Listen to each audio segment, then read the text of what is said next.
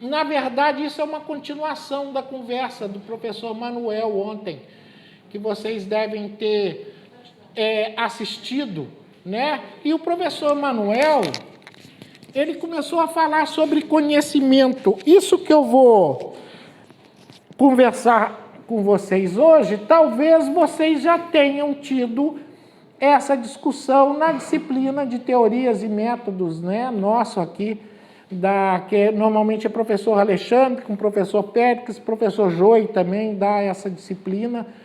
Mas nunca é demais, num seminário de pesquisa, a gente fazer uma inauguração dessa conversa pensando sobre conhecimento, o que é conhecimento, né, gente?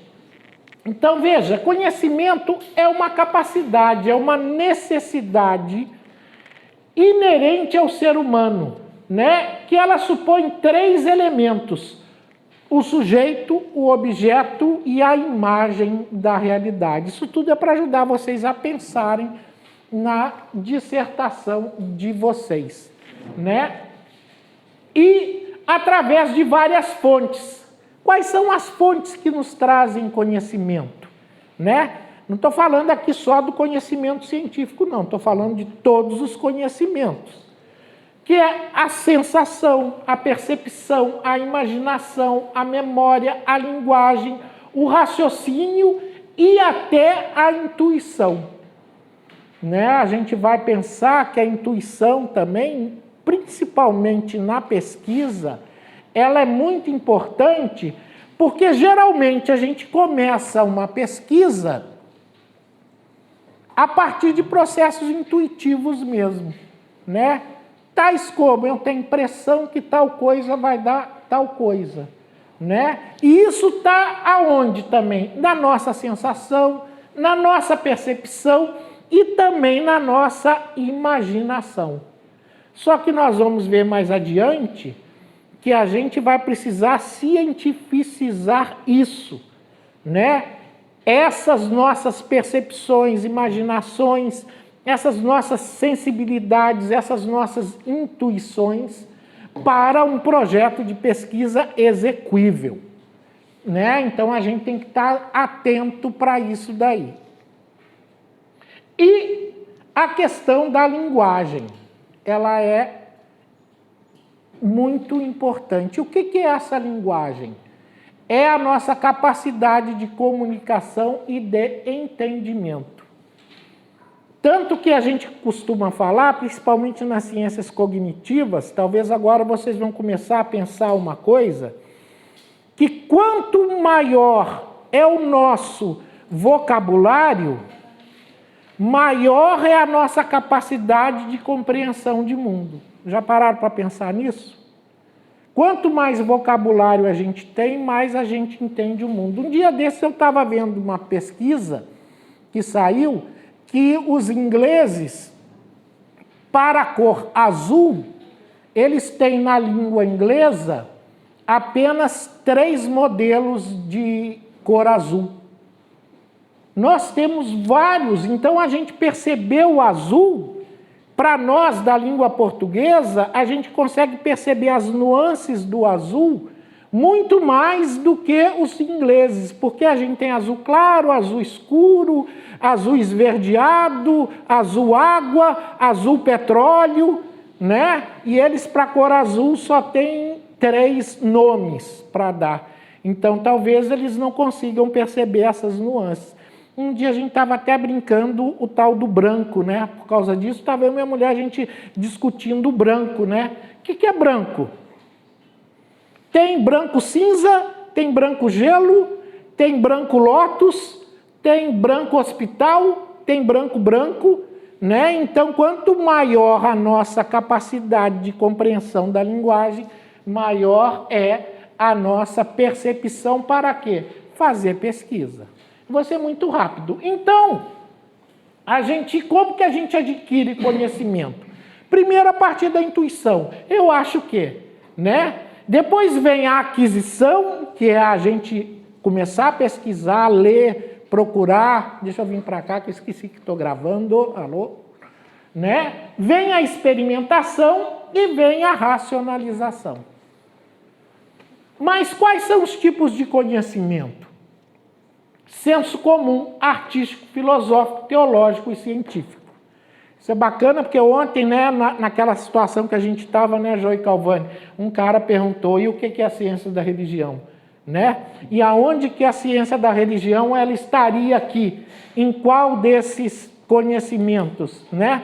Ela estaria no senso comum, no artístico, no filosófico, no teológico, no científico? Então percebam que o filosófico, o teológico e o científico são conhecimentos separados. Mas isso não quer dizer que a gente não possa transitar por todos esses conhecimentos no momento que a gente estiver fazendo um trabalho de pesquisa. Agora, o senso comum, ele só serve mesmo para dar o nosso start. Ele, para a academia, não serve bulhufas. Então, aqui a gente tem nos tipos de conhecimento o empirismo, que é o maior, né? Depois a gente vem para o conhecimento científico, que já é menor do que o empírico, e aí diminui mais ainda o filosófico e o teológico. Esse quadro, acabei de me esquecer agora quem é o autor que colocou ele agora, eu discordo numa postura dele, porque eu, como sou cientista social, e quando eu converso com meus amigos filósofos, eu tenho a impressão que eu sou muito mais engessado do que eles. Eu acho que o filósofo tem uma capacidade muito maior de expansão do conhecimento e da explicação do conhecimento do que eu, enquanto cientista social. Porque eu tenho que estar engessado na ciência sociológica. E ela é crua, né? Ela é dura. Ela não é uma coisa tão liberta para a gente poder participar. Quem é o conhecimento empírico? Também chamado de vulgar, intuitivo, de senso comum, de ordinário, não no sentido do chance ordinária, né? Não é nesse sentido, né? Mas no sentido da gente entender o que é essa palavra, né? É o conhecimento dos fatos sem desinquirir as causas, é superficial, acontece por informação ou experiência casual. Nós hoje estamos cheios de conhecimento empírico nesse momento que nós estamos vivendo aqui no Brasil, né? Principalmente sobre informação e experiência casual, né? Tá difícil nós da academia tá difícil de conviver com esse tipo de coisa, né? E eu, como cientista social, ainda fico mais injuriado quando eu escuto alguém falando: vão instaurar o comunismo no Brasil. Puxa vida, esses caras precisam de meramente um dicionário de ciências sociais, meramente um dicionário, não precisa de muitas obras, para poder saber a diferença entre capitalismo, socialismo, comunismo, social-democracia, e para depois abrir a boca, né? Para mim, como cientista social, está difícil conviver com isso, né? Ele é ametódico e assistemático, e ele constitui a maior parte do conhecimento de um ser humano, né? A maior parte do nosso conhecimento está no senso comum, né? E ele ainda é gerado para resolver problemas imediatos, né? A gente não vai toda hora na ciência para resolver um problema, né? Quando eu falo isso, eu costumo dar o seguinte exemplo: o que é resolver problema imediato, né? Aqui vocês, Calvani também é pai, eu sou pai, e a gente sabe o que é resolver conhecimento imediato. Sabe qual é? Pergunte à sua mãe.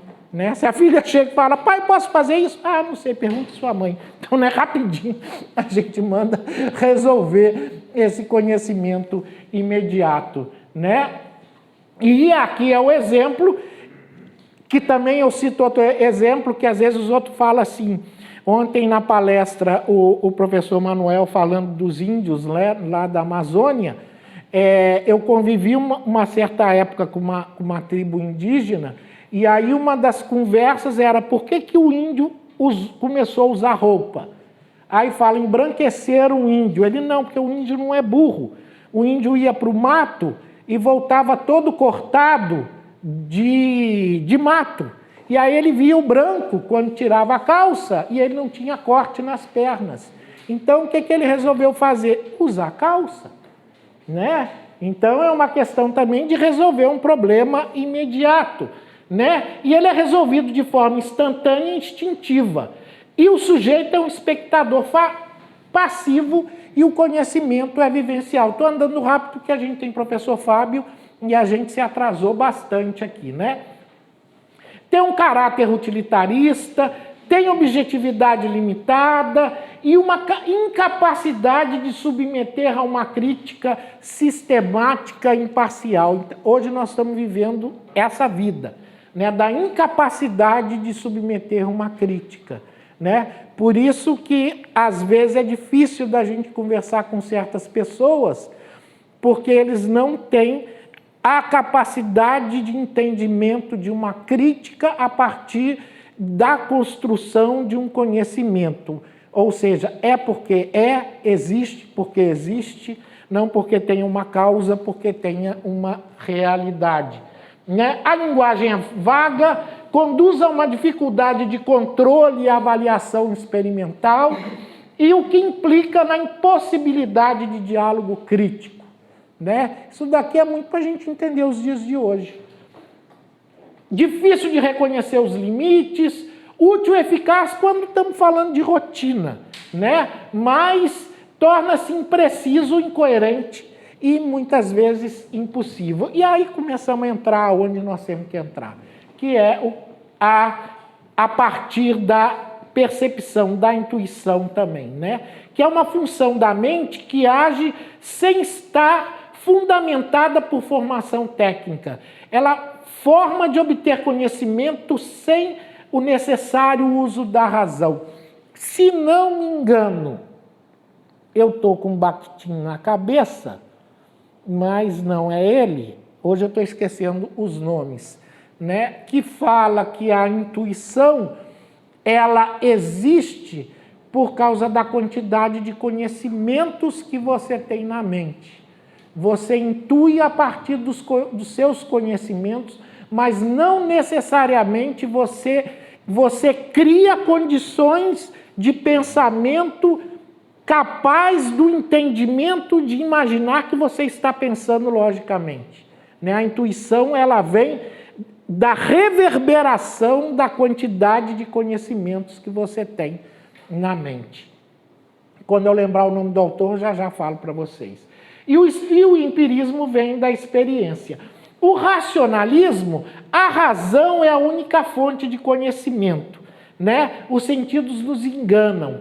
Conhecimento é verdade só quando é logicamente necessário e universalmente aceito. Então, o que fazer?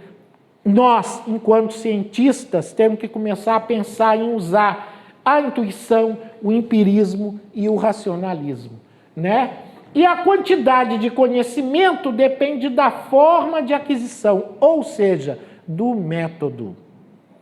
Então, quando a gente fala de método de pesquisa, nós estamos falando também da nossa capacidade de aquisição desse conhecimento. E o melhor é combinar as três formas: a intuição, a experimentação e a racionalização. Ou seja, não deixem de fora a sua intuição. Mas ela não pode ser, né, nós estamos num processo seletivo. A gente vê que muitos candidatos apresentam certos projetos de pesquisa, mas que eles estão muito mais na intuição do que propriamente na racionalização. E isso para a academia não serve. Essa que é a grande questão.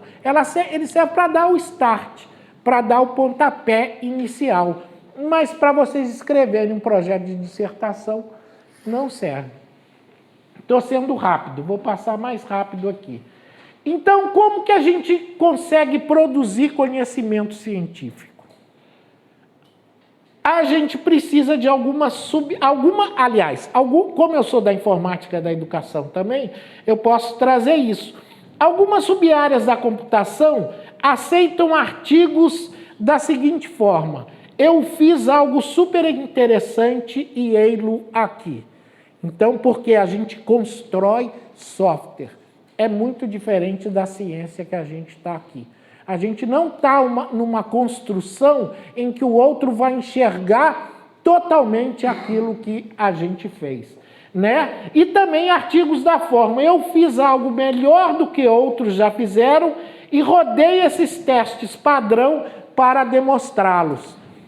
Porque na ciência da computação eu estou usando essa ilustração para vocês entenderem até a possibilidade da cópia. Vocês podem ver que existe, em vários computadores, existem vários tipos de Word. Tem o Word da Microsoft, tem o Word do Google, né? Que são softwares para a gente poder, chamam-se softwares de editoração, né? A gente pode pensar que isso são cópias, mas na verdade isso são adaptabilidades. Nas ciências humanas, a gente pode copiar? Não pode. Mas a gente pode adaptar um conceito, um conhecimento, até é possível que a gente possa, né? Mas a gente nunca pode criar a cópia. E isso existe possibilidade de cópia melhorada em outras ciências. Mas nós, na nossa dissertação, a gente tem que mostrar para o leitor, quem é o leitor? É a banca. Não é o nosso pai, não é a nossa mãe, não é o nosso amigo. O leitor é a banca. A gente tem que mostrar para a banca que a gente sabe ler e escrever sobre esse assunto. Esse é o nosso papel. Mostrar que a gente sabe ler e escrever sobre aquele assunto. E ele pode ser uma adaptabilidade de alguma coisa? Pode, desde que você coloque outros autores que vão substituir aqueles já existentes. Por exemplo, posso estudar catolicismo? Pode. Posso estudar a igreja em Aracaju? Posso. Outros já estudaram isso? Outros já estudaram isso, né? Mas eu posso estudar o que outro já estudou? Posso, desde que eu mostre algo que seja relevante para demonstrar a diferença. Eu vou andar mais rápido, tá, gente? Porque Fábio tem que falar. Aqui, na investigação científica. O que resulta em investigação científica? A identificação da dúvida, o conhecimento existente não basta, precisamos de uma resposta para a dúvida e a resposta tem que oferecer provas de segurança. O conhecimento científico é crítico, busca causas para os fenômenos, ele é genérico, ele divulga resultados e relata como chegamos aos resultados, porque a gente precisa do método científico. Isso é uma coisa que eu venho questionando bastante, que é como as metodologias têm sido escritas nos nossos projetos. A pessoa escreve assim: vou usar a metodologia descritiva, vou partir de bibliografia, vou usar metodologias qualitativas com aplicação de questionários. Ok, bonito isso, né? Mas o que de fato você vai fazer? Você vai estudar quem? Você vai estudar esses quem em qual momento do seu trabalho? Qual, se vai ser quantitativa, qual vai ser a amostra que você vai usar? A partir de qual população você vai usar? E não adianta a gente colocar nas nossas metodologias estudos sobre metodologia. Não é isso que a gente quer saber. A gente quer fazer como vocês vão caminhar.